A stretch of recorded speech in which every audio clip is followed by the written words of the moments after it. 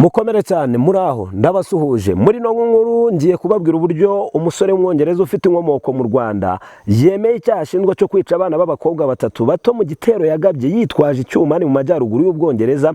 Ni icyaha cyateye ubwoba igihugu ndetse no gutangaza amakuru y'ibihuha kuri interinete byateje imyigaragambyo mu gihugu hose. Muraza kuma ibitekerezo byanyu munyandikira muri comment, mukande like, mukoresha niba utarakora subscribe nawe wikore ukande kwa no magambo yanditsemo subscribe imbere izina on time TV hari taza akamenyetso k'inzogera nakuga kandi wibere mu rugo mu kazi no mu zindi gahunda zigiye zitandukanye ujye ubona notification y'amakuru n'ibiganiro byinshi byiza tubagezaho.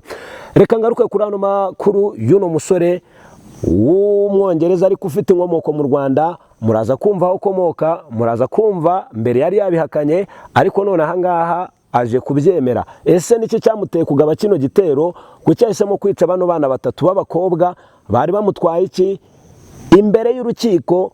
Ni ibihe bihano yafatiwe? Nibyo ngiye kugarukaho muri kano kanya. Umwandire like. Ku munsi wo kuwa mbere ejo hashize nibwo urukiko rwo mu majyaruguru y'Ubwongereza mu mujyi wa Liverpool rwumvise uyu musore aho yemeye icyaha ashinjwa cyo kwica abana b'abakobwa batatu bato ni mu gitero cy'icyuma cyatunguye Ubwongereza.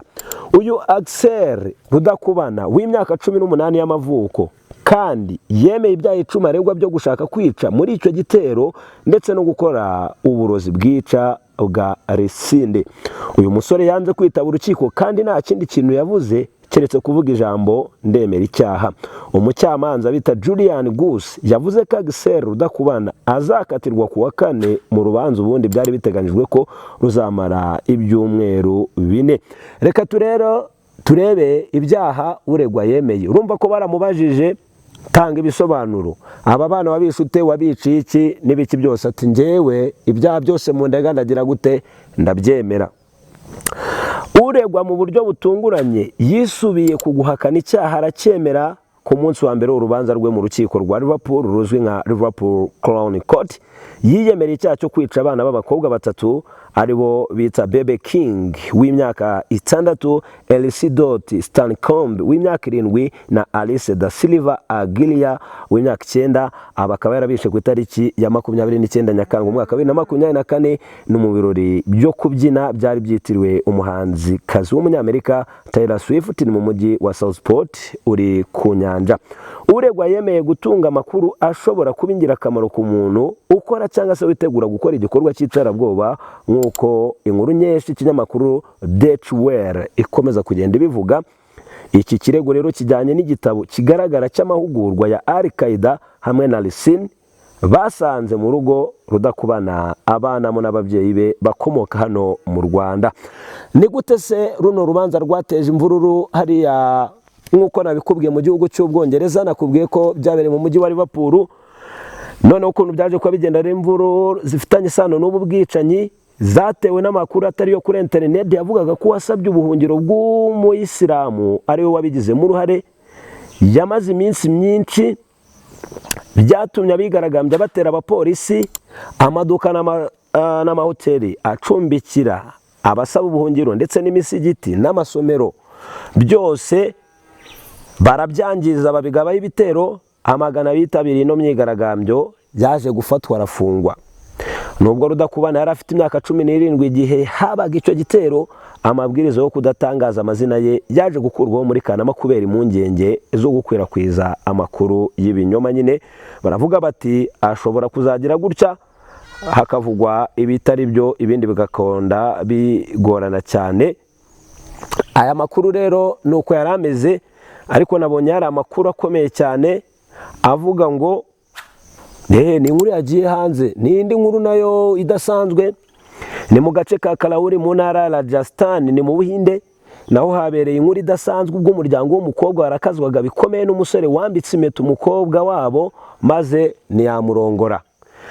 Ibitangazamakuru byo mu Buhinde byanditse ngo umuryango w'umukobwa wagabye igitero ku musore wanze kurongora umukobwa wabo. Murakubyumva?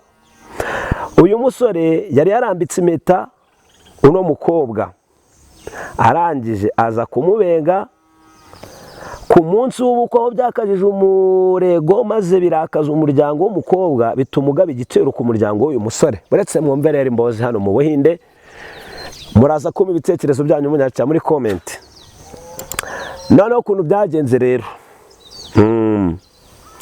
amakuru avuga ko ubwo bagabaga igitero mu rugo rw'uno musore, rw'umuryango w'umusore, abagize umuryango w'umukobwa bari bariye karungu baje gufata murumuna w'umusore, maze bafata murumuna w'umusore wabenze umukobwa wabo, nuko maze bamwogosha ubwanwa ku karubanda. Kandi mu Buhinde, Abahinde si mujya mubabona, nk'uko ikinyamakuru News 18 cyabitangaje. Uku kutumvikana ngo kwatangiye ubwo mushiki w'umusore yanengaga umugeni, bigatuma umuryango w'umusore ufata icyemezo cyo gusohoka ubukwe by'agateganyo, maze umuryango w'umugeni urarakara cyane, bituma uza kugaba igitero mu rugo rw'uyu musore. Amashusho ariko njye ntago nyafite, muranyihanganira, yerekana iki gitero gisakaye ku mbuga nkoranyambaga, aho yaje kwamaganwa na benshi. Ariko ifoto mfite ni iyi ngiyi ndi kubereka, nyine murayibona ko nimeze. Umusore wabenze umukobwa yavuye iwabo w'umukobwa, babahaye amafoto y'uzaba umugeni, gusa ngo ku munsi w'ubukwe basanga bazanye undi. Yongeyeho ko batigeze bahagarika ubukwe burundu, ahubwo ko bari bakeneye umwanya wo gutekereza, maze umuryango w'umusore uvuga ko wahohotewe ku mugaragaro, kandi ko hari ibimenyetso by'uko basabwa amafaranga ngo ikibazo gikemuke. Bavuga ko bateganya kwegera polisi ngo ikurikirane iki kibazo. Nubwo polisi ikomeje gukurikiranira hafi aya makimbirane, rero nta kirakora kuko nta kirego cyatanzwe ku mpande zombi, nk'uko amakuru atugeraho muri kano kanya abivuga.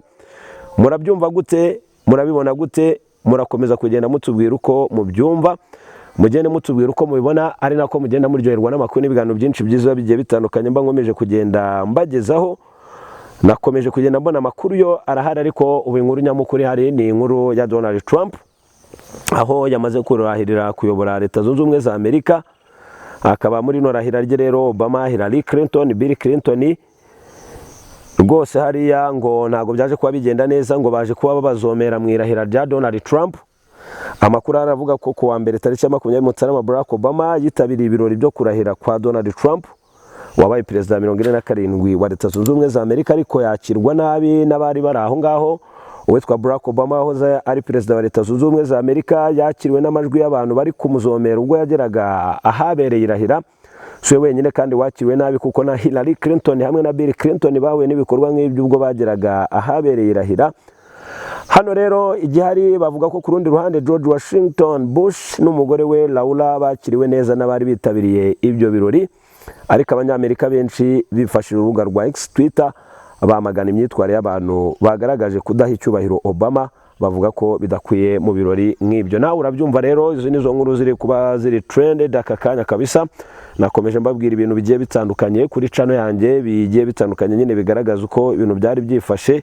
Muragenda mu bitekerezo byanyu munyacira muri comment, mukande like, mukore share, ari nako mukomeza kugenda muryoherwa n'amakuru n'ibiganiro byinshi byiza nkomeje kugenda mbategura byavugwa hano mu Rwanda, mu karere k'ibiyaga bigari muri Afurika ndetse no hirya no hino ku isi. Unkurikiye uri hehe? Izi nkuru nkugejejeho uzumvishe gute?